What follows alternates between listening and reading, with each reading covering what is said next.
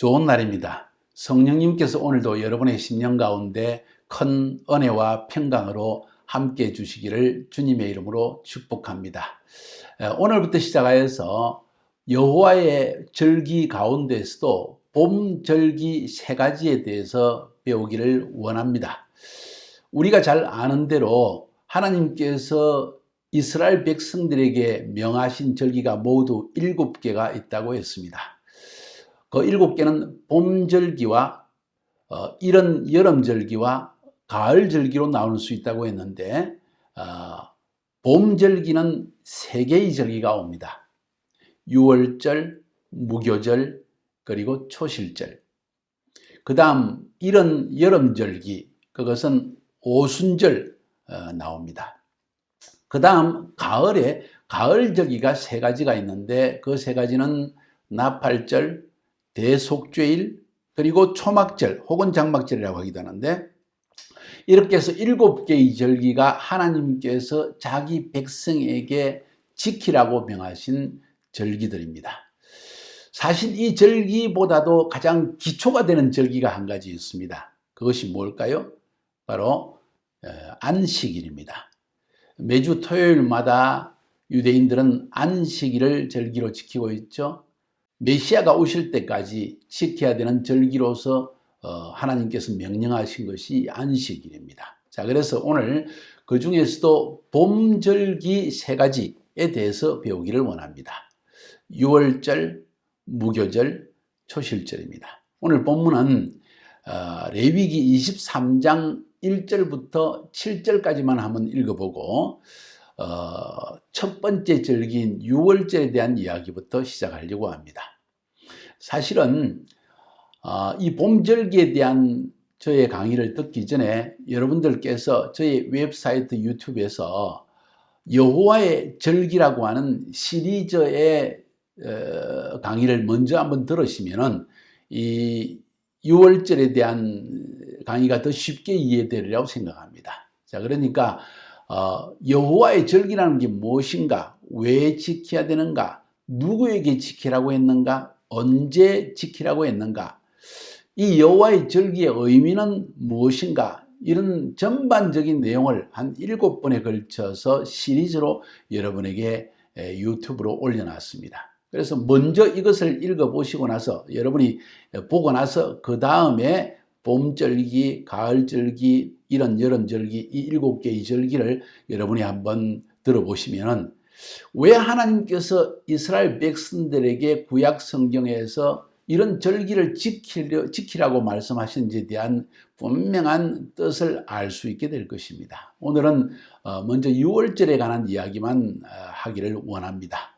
자, 그럼에도 불구하고 조금 서론적으로 여러분들이 알아야 될 부분이 있기 때문에 때때로 이 서론적인 이야기도 나오게 될 것입니다. 따라오시기를 바랍니다.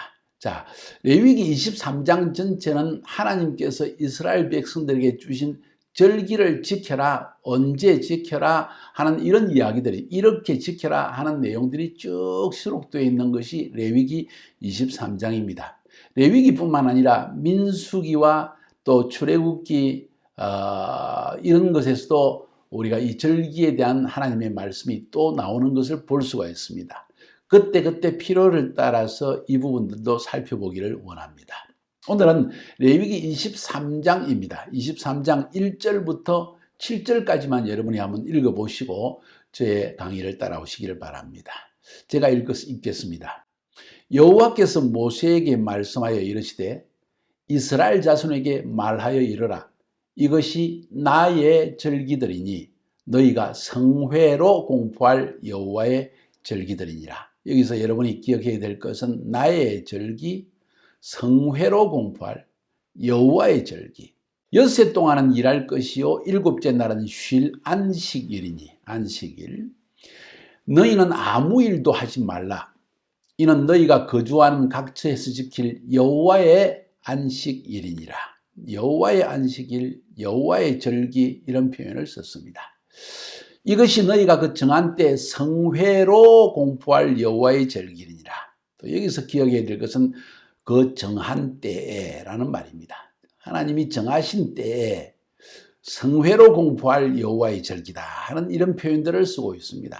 한 말씀 한 말씀이 우리에게 굉장히 중요한 의미를 지니고 있기 때문에 명심해야만 됩니다. 그러면서 첫 번째, 두 번째 봄절기 이야기가 나옵니다. 첫째 날, 엿나은 날 저녁은 여호와의 유월절이요 여호와의 유월절. 이달 엿다섯째 날은 여호와의 무교절이니 이래 동안 너희는 무교병을 먹을 것이요 첫날에는 너희가 성회로 모이고 아무 노동도 하지 말며 이렇게 표현하고 있습니다. 여기서 중요한 사실은 이미 서론에서도 여호와의 절기라는 제목으로 많이 말씀드렸지만 다시 말씀드리는 것은 이 절기는 유대인의 절기가 아닙니다. 이스라엘의 절기가 아닙니다. 나의 절기라고 하나님 말씀하였습니다. 그리고 여호와의 절기라고 말씀하였습니다.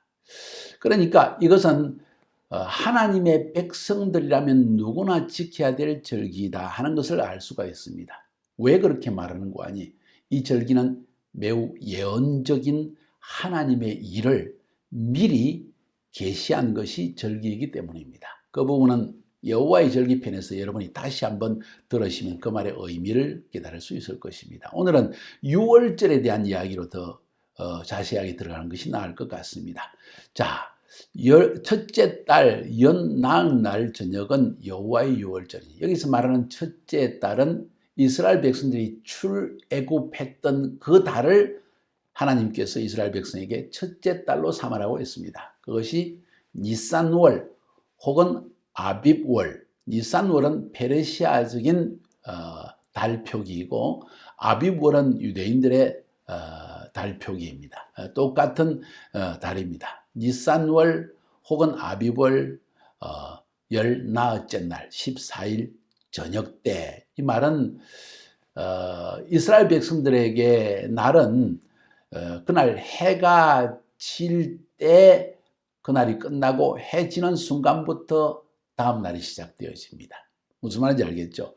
그래서 엿나은 날 저녁이라는 것은 14일 해질 때라는 말입니다. 아직 15일이 넘어가기 바로 직전에 그날은 여호와의 유월절이다 이런 표현을 썼습니다. 알아야 될 것이 많죠. 잘 한번 명심해서 들어보시면 이스라엘 백성들의 삶과 또 그들의 칼렌다와 그 이외의 모든 절기들을 통해서 하나님께서 하나님의 백성에 주시는 엄청난 계시적인 예언이 있기 때문에 우리는 이것을 꼭 배워야만 합니다. 자, 여기서 유월절이라고 했습니다. 한번 살펴봅시다. 유월이라는 말은 사실 중국식적인 한국말입니다. 유월, 넘어간다는 뜻입니다. 그래서 유월절은 영어로 말하면 Passover, 넘어간다는 뜻입니다. 히브리 말로 페사 역시 넘어간다는 뜻입니다. 무엇이 넘어간다는 말입니까? 이 의미를 알려고 하면 유월절 사건을 알아야 됩니다. 출애굽기에 보면은 하나님께서 애굽에서 종살이하는 이스라엘 백성들을 끄집어내기 위해서 10가지의 재앙을 줘가지고 애굽의 신들을 심판하고 바로 왕을 심판해가지고 결국 10번째 재앙을 통해서 애굽 사람들이 손을 들어버렸습니다. 바로 왕이 손을 들어버리고 이제 나가라 빨리. 그래서 이스라엘은 드디어 애굽 땅에서 출애굽을 하게 되어집니다. 그때 마지막 10번째 재앙이 무엇인고 하니 애굽에 있는 모든 장자들은 다 죽이겠다. 이스라엘 백성 내 백성을 나가게 하지 않으면 종살이하는 마치 세상에서 종살이하는 것처럼 애굽에서 종살이하는 내 백성들을 애굽에서 나가게 하지 않으면 내가 애굽에 있는 모든 장자들, 사람의 첫 아들, 짐승의 첫 번째 새끼 모두 다 죽여버리겠다. 바로는 마음이 강팍해가지고 하나님의 말씀을 농담으로 여기고 그걸 받아들이지 않았습니다. 그 앞에 9번이나 걸쳐서 재앙을 받았음에도 불구하고 바로 왕은 더 마음이 완악해서 내보내려고 하지 않습니다. 그래서 하나님은 할 수 없이 10번째 재앙을 내리십니다. 그 10번째 재앙이 내린 날이 바로 니산월 14일 밤이었습니다. 그래서 이날 무슨 일이 일어났는가? 하나님께서 모든 애굽의 장자를 다 쳐 죽이십니다. 유대인들 가운데서도 이스라엘 백성들 가운데에서도 하나님이 지시한 대로 하지 않는 가정은 첫 아들이 다 장자로 죽게 되어 있습니다.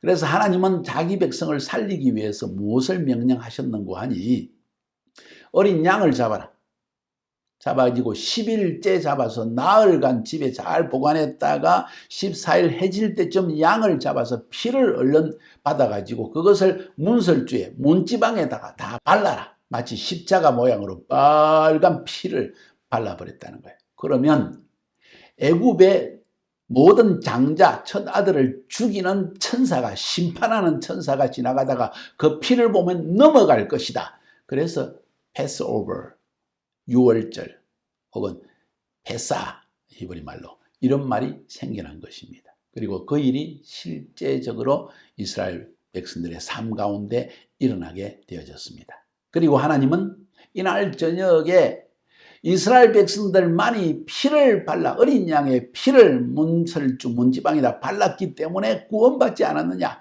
그래서 그것을 영원히 기념해라. 절대 잊어버리지 말고 기념하는 잔치를 베풀어라. 그래서 유월절 축제를 해라는 것입니다. 왜 축제입니까? 왜 기뻐합니까? 왜 셀리브레이트 합니까? 왜냐하면 모든 애굽의 장자들은 죽었는데 하나님께서 자기 백성들만을 살리셨기 때문입니다. 그래서 이날을 하나님께서 축제의 날로 지키게 하신 것입니다. 좀 이따 말씀드리겠지만 이 유월절은 단순히 그때 하나님이 이스라엘 백성들을 구원하신 것만을 기념하는 것이 아니라 마지막 때 메시아가 이 땅에 재림하실 때 똑같은 일이 일어난다는 것입니다. 하나님을 알지 못하고 믿지 않고 세상 가운데 애굽에서처럼 종살이하고 있는 수많은 백성들이 예수께서 십자가에 흘리신 보혈의 피를 믿음으로 구원받지 못하면 그때도 똑같은 일이 일어난다 하는 예언적인 절기로서 하나님이 이 유월절을 지키라고 한 것입니다. 좀 뒤에 자세하게 보기를 원합니다. 자, 중요한 사실은 우리가 신약 성경에 보면 예수님께서도 유월절을 지키셨습니다. 예수님 시대의 역사학자인 요세푸스라는 사람의 말에 의하면 그 당시 예루살렘의 인구가 약 60만 정도였는데 유월절을 지키기 위해서 오는 순례객의 숫자가 약 250만 명에 달했다고 합니다. 왜냐하면 그때 유월절 때 예수님 시대에 유월절에 잡은 양의 숫자가 약 25만 마리였다고 했습니다. 엄청난 숫자죠. 250,000 양을 잡았다는 거예요. 그 말은 한 가정마다 하나님께 유월절 양을 제사로 드리게 돼 있었으니까 한 가정마다 한 마리니까 그 당시 유대인의 가정은 보통 한 10명 정도 되었습니다. 그래서 일반적으로 말할 때 약 250만 명이 그 당시에 유월절을 지키기 위해서 예수님 시대에 예루살렘으로 왔다는 걸 알 수 있습니다. 그래서 유월절은 양고기를 먹으면서 잔치를 벌이고 축제하는 분위기로 지켰습니다. 약 서너 시간, 아니 밤이 새도록 이 유월절 식사를 했다는 걸 우리가 알 수 있습니다. 나중에 말씀드리겠지만은 포도주 잔도 4번에 걸쳐서 포도주를 마시면서 하나님 앞에 기뻐하는 축제를 지켰다는 것입니다. 자, 오늘 여기 본문에 보면은 우리가 명심해야 될 것은 1절, 2절에서 특별히 2절에서 이것이 나의 절기들이니 너희가 성회로 공포할 여호와의 절기들이니라. 자, 여기서 레위기 23장 1절 2절에서 서론적으로 절기에 대한 이야기를 하면서 이건 나의 절기다. 유대인의 절기가 아니다. 나의 절기다. 하나님의 절기라는 거예요. 그래서 심지어 정확하게 여호와의 절기다. 이런 표현을 하고 있습니다. 만약 여러분이 하나님의 백성이라면 바로 하나님이 지키라고 하는 절기를 지켜야 될까요? 말아야 될까요? 한번 생각해 봅시다. 성경을 통해서 우리가 하나님의 말씀을 배우는 것이 굉장히 중요하다는 것을 저는 강조하고 싶습니다. 자, 그래서 우리가 하나님의 백성이라면 유월절을 지켜보면 왜 유월절을 지키라고 했는지 이유를 알 수 있다는 말씀을 지금 드리는 것입니다. 자, 그 다음에 4절에 보니까 매우 중요한 말씀을 하십니다. 이것이 너희가 그 정한 때에 성회로 공포할 여호와의 절기들이라. 여기서 정한 때에라는 말이 중요합니다. 그리고 성회라는 말이 중요합니다. 공포할 여호와의 절기들이라. 여호와의 절기에 대한 말씀을 드렸습니다. 자, 왜 정한 때에 지켜야 되는가? 아무 때나 지키면 안 되는가? 하나님이 이스라엘 백성들을 애굽에서 구원하여 주신 것 아무 때나 그냥 즐기면 되지 않느냐? 아니다. 정한 때에 지켜라. 왜? 하나님이 정하신 시간이 있다는 것입니다. 그래서 절기라는 말의 의미를 히브리 말 그대로 한다면 모에딤이라고 합니다. 하나님의 정하신 시간. 만약 그것을 좀 더 영어적인 표현으로 우리가 이해하기 쉽게 한다면 카이로스 타임. 하나님이 정하신 카이로스 타임이 있다. 그 시간에 이것을 지켜라. 하나님께서 메시아를 보내셔서 그 메시아를 통해서 우리를 완전히 구원하시는 마지막 구속의 날, 카이로스 타임이거든요. 6월절의 시간이 일어날 것이다. 이런 말과도 연관되어진다는 것입니다. 그러니까 정하신 시간이라는 것은 바로 그 자체가 계시라는 것입니다. 하나님이 정한 시간에 하나님이 계획하신 일을 하나님이 하실 일이 있다는 것입니다. 우리 결혼할 때 여러분 날짜를 정해서 합니까? 아니면 대충 그냥 합니까? 아니요. 꼭 정해서 하지 않습니까? 그와 마찬가지로 사람과 사람 사이에서도 정한 시간이 있는 것처럼 하나님과 인간 사이에서도 정한 시간이 있다는 것입니다. 우리 인간의 칼렌더가 있고 하나님의 칼렌더가 있는 것입니다. 하나님의 시간이 있고 인간의 시간이 있다는 것입니다. 왜 정한 시간에 하라고 했습니까? 예언적이기 때문입니다. 예언을 바꿔서는 안 된다는 것입니다. 그 예언의 날에 하나님이 정하신 카이로스 타임에 하나님이 하실 일이 있다는 것입니다. 그래서 우리는 그 날을 6월절의 날을 기대하며 살아야 된다. 또 그 날에 일어날 일을 우리가 준비하며 살아야 된다. 깨어 있어야 된다. 그런 의미 때문에 하나님이 정한 시간에 정한 때에 지켜야 된다고 말씀하신 것입니다. 그러면서 성회로 공포하라. 성회라는 말은 히브리 말로 미크라라고 합니다. 미크라는 것은 성회, Holy Convocation, 거룩한 모임, 그 말도 되지만은 이것은 축제, 셀리브레이션이라는 말도 되고 혹은 리허설, 그러니까 총연습이라는 뜻도 되어집니다. 어떤 큰 연주, 콘서트를 하기 전에, 오케스트라를 하기 전에 전체가 모여서 이 오케스트라의 연주 날짜 전에 리허설을 하지 않습니까? 바로 그런 리허설과 같은 것이다. 6월절이라는 것. 절기라는 것은 전부 다가 이 미크라 성회인데 그것은 리허설이요 축제이다. 축제라는 말은 하나님께서 자기 백성들에게 엄청 기쁨의 일을 행하실 날이라는 것이에요. 6월절이 어떤 기쁨의 날입니까? 애굽을 심판하시고 세상을 심판하시고 악한 영들을 심판하시고 자기 백성을 구원할 날이기 때문이다. 여러분 그 날을 기다리십니까? 맞습니다. 기다려야 합니다. 우리는 그 날을 기다리며 살아가는 사람들입니다. 믿음으로 살아가는 사람들입니다. 그래서 레위기 23장 2절을 다시 한번 여러분께 해석해 드리면 이스라엘 자녀들에게 하나님의 자녀들에게 말해라. 하나님께서 정해 주신 시간을 그것은 그 시간은 거룩한 총연습의 시간이다. 이 절기들은 내가 따로 정해놓은 시간이다. 이 날을 꼭 지켜라. 이런 이야기가 된다는 것입니다. 그래서 이건 하나님이 미래에 하실 엄청난 구원의 일을 미리 연습하는 것이다. 그 일을 하나님은 정하신 시간에 카이로스 타임에 행하실 것이다. 그러므로 정하신 방법대로 지켜야 된다. 그래야만 그 절기, 그 축제, 메시아가 하신 일을 너희들이 정확하게 알 수가 있다. 할렐루야. 그렇기 때문에 이 절기라는 것, 특별히 6월절은 예언적이라는 걸 알 수가 있습니다. 하나님께서 역사의 시간 가운데에서 거룩하게 구별해 놓은 시간이 있다. 그 시간은 마치 6월절처럼 이스라엘 백성들을 애굽에서 구원하여 내신 것처럼 하나님의 백성을 어린 양의 피, 예수의 피로 구원하실 날짜가 있다. 그 날짜를 지금 하나님이 6월절 날짜로 정해놓았다는 거예요. 니산월 14일 저녁이다. 이것은 무슨 예언인가? 바로 예수님께서 이 땅에 오셔서 피를 흘려 죽는 날이 바로 이 날이다. 카이로스 타임이다. 니산월 14일 저녁이다. 할렐루야. 그것을 예언했다는 거예요. 그러면 이 예언이 성취되었나요? 성취되지 않았나요? 성취되어졌습니다, 사실은. 언제입니까? 바로 예수님이 2000년 전에 이 땅에 오셔서 예루살렘에서 십자가에 못 박혀 피를 흘리심으로 우리 모든 죄를 대신 사해 주신 날, 구원하신 카이로스 타임의 날이 그날이었습니다. 놀라운 사실은 여러분이 신약 성경을 살펴보면 예수님이 돌아가신 날이 언제인지 아세요? 유월절 날 딱 돌아가셨습니다. 그래서 수천 년 동안 이스라엘 백성들이 유월절을 지켜오면서 그날을 기다렸던 거예요. 그리고 유월절을 통해서 하나님은 그날을 성취하신 것입니다.